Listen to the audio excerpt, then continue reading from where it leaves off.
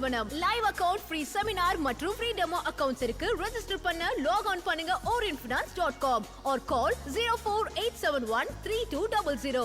Orient Finance, licensed and regulated by Securities and Commodities Authority. Very good morning, sir. Good morning, Rose. Yes, sir. Any update, please? Yeah. Salam, Dubai. This is Smart Invest. துபாயிலேருந்து Feroz பேசுகிறேன். Markets நேற்று markets பண்ண மேஜிக்கெல்லாம் பேசணும். இன்னைக்கு என்னன்னா, நண்பர்கள்ட்டேருந்து ஒரு விஷயம் வருது. Elections வருது, மார்க்கெட்ஸ் எப்படி இருக்கும், மார்க்கெட்ஸ் இறங்கும்னு சொல்கிறாங்களே, கவர்மெண்ட் எப்படி இருக்கும், ஸ்டெபிலிட்டி இல்லைன்னா மார்க்கெட்ஸ் என்ன ஆகும், இந்த எல்லா கேள்விகளுக்கும் ஒரே ஒரு விஷயம் சொல்கிறாங்க. இந்த நேற்று பேசணும் தெரியுமா, அந்த மேஜிக் நம்பர் 1979லேருந்து 2024 வரைக்கும் 100 பாயிண்ட்ல இருந்த சென்செக்ஸ் எப்படி 72,000 பாயிண்ட் வந்தது. இந்த 727 டைம்ஸ் மார்க்கெட்ஸ் ரிட்டர்ன் கொடுக்குது. ஓகே, இந்த வருஷங்கள் நடந்த ஈவெண்ட்ஸ் எல்லாம் கேள்விப்பட்டீங்கன்னா, மார்க்கெட்ஸ் எப்படி இப்படி இருக்குன்னு நீங்க நினைப்பீங்க. 1979ல மொரார்ஜி தேசாய் கவர்மெண்ட்டுங்க, அப்போ ஒரு சூப்பர் டாக்ஸேஷன் ஒன்று இன்ட்ரடியூஸ் பண்ணாங்க. சூப்பர் டாக்ஸேஷன்னா என்ன தெரியுமா?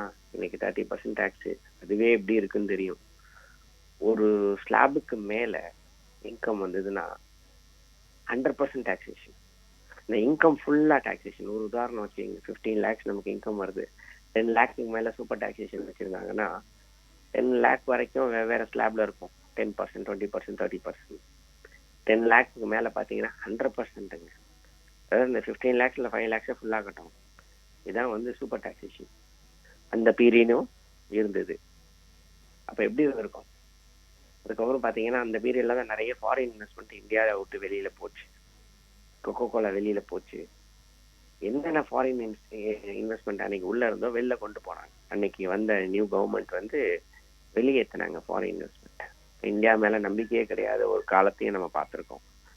அதுக்கு பிறகு பார்த்தீங்கன்னா Indira Gandhi was assassinated. India அந்த ஒரு 8 வருஷம் கேப்ல 2 பிலவுட் பிரைம் மினிஸ்டர்ஸை இழந்திருக்கு. ஒரு ப்ராமினன்ட் கண்ட்ரி இந்த வேர்ல்டு 2 பிரைம் மினிஸ்டர்ஸை அசாசினேஷன்ல இறந்துருக்குன்னா எவ்வளோ பெரிய விஷயம் நடந்திருக்கு. தென் அதை ஃபாலோ பண்ணி பல ரயாட்ஸ் நடந்திருக்கு, டெரர் அட்டாக்ஸ் நடந்திருக்கு. அதுக்கப்புறம் பார்த்தீங்கன்னா ஸ்கேம்ஸு. ஒரு பக்கம் 92ல ஹர்ஷத் மேத்தா ஸ்கேமு, 2001ல பார்த்தீங்கன்னா கேட்டன் பரேக்கரோட ஸ்கேமு, அப்புறம் யூடிஐ ஸ்கேமு, எல்லாமே ஒரு பக்கம் நடந்துகிட்டு இருக்கு. இன்னொரு பக்கம் பார்த்தீங்கன்னா கவர்மெண்ட் இன்ஸ்டெபிலிட்டி. கவர்மெண்ட் இன்ஸ்டெபிலிட்டினா 79ல கவர்மெண்ட்டே அடுத்த வருஷம் போச்சு. தென் 98ல ஒரு முறை வாஜ்பாய் கவர்மெண்ட் டாப்ல ஆச்சு. அப்புறம் இன்ஸ்டெபிலிட்டி கவர்மெண்ட்டு. இடையில இதை விட்டுட்டோமே, 89ல விபி சிங் கவர்மெண்ட்டு, அதுவும் ஒரு வருஷத்துல போச்சு. அப்புறம் சந்திரசேகர் கவர்மெண்ட்டு ஒரு வருஷம் கூட இல்லை. இவ்வளவு விஷயங்கள் நடந்துகிட்டு இருக்கும் போதே இன்னொரு பக்கம் பார்த்தீங்கன்னா 2000 அதுக்கு மேல 2004ல நியூ கவர்மெண்ட் ஃபார்ம் ஆகுது. 8ல பார்த்தீங்கன்னா கிரேட் டெப்ரிகே, அதாவது குளோபல் ஃபினான்ஷியல் கிரைசிஸ்.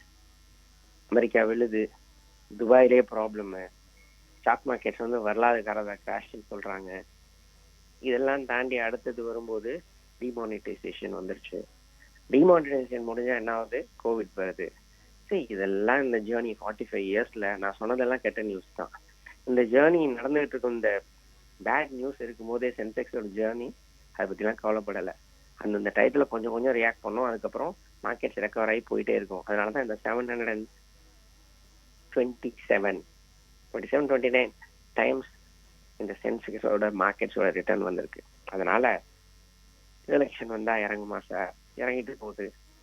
பிறகு என்ன நடக்கும்? மார்க்கெட்ஸ் ஏறதான் தெரியும். வேற கவர்மெண்ட் மாறிச்சு என்ன நடக்கும், இல்லை மாற என்ன நடக்கும், ஏறும் இறங்கும். இதெல்லாம் பார்த்துட்டு இருந்தோம்னா மார்க்கெட்ஸ்ல பணம் பண்ண முடியாது. முதல்ல நான் நேற்று சொன்னதுதான், 1979க்கு முன்னாடி வரைக்கும் மார்க்கெட்டுங்கிற வார்த்தை யாருக்குமே தெரியாது. பிஎஸ்சியில போய் விற்பாங்க, அப்போ என்எஸ்சி கூட கிடையாது. பிஎஸ்சியில போய் வாங்குவாங்க. ஒரு புரோக்கருக்கு ஃபோன் பண்ணுவாங்க, எனக்கு இந்த ரேட்ல இது கிடைக்குமான்னு. அவர் 2 நாள் கழிச்சு ஃபோன் பண்ணி இந்த ரேட்ல இல்லை இந்த ரேட்ல இருக்கும் பாரு, அப்புறம் வாங்கி கொடுக்க சொல்லுவாங்க. இப்படி நடந்துருக்கும் போது எல்லாரும் பணம் சம்பாதிச்சோம். இன்னைக்கு அந்த நிமிஷத்துக்கு நிமிஷம், செகண்டுக்கு செகண்ட், மைக்ரோ செகண்டுக்கு செகண்டு, அது இன்னைக்கு மொபைல்லேயே நம்ம வந்து ட்ரேட் பண்றோம் பார்த்தீங்களா? இங்கதான் ப்ராப்ளம் ஸ்டார்ட் ஆச்சு. மனுஷன் மார்க்கெட் அந்த பாயிண்ட்டை பார்க்க ஆரம்பிச்சான்.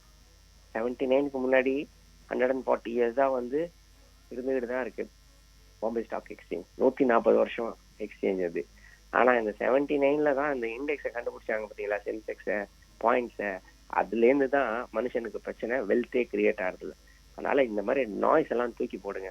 நான் சொன்ன மேஜிக் நம்பர்ஸ் வேணும்னா இந்த மாதிரி காதை ரெண்டையும் இழுக்கி போட்டுக்கிட்டு இன்வெஸ்ட் பண்ணிட்டு போயிட்டு இருந்தாலே we'll achieve the magic numbers. Thank you. Thank you, sir. Thank you so much. Investment பண்ண போற அமௌண்ட் பாத்தீங்கன்னா 10 லட்சம். Price gets very high. Smart invest.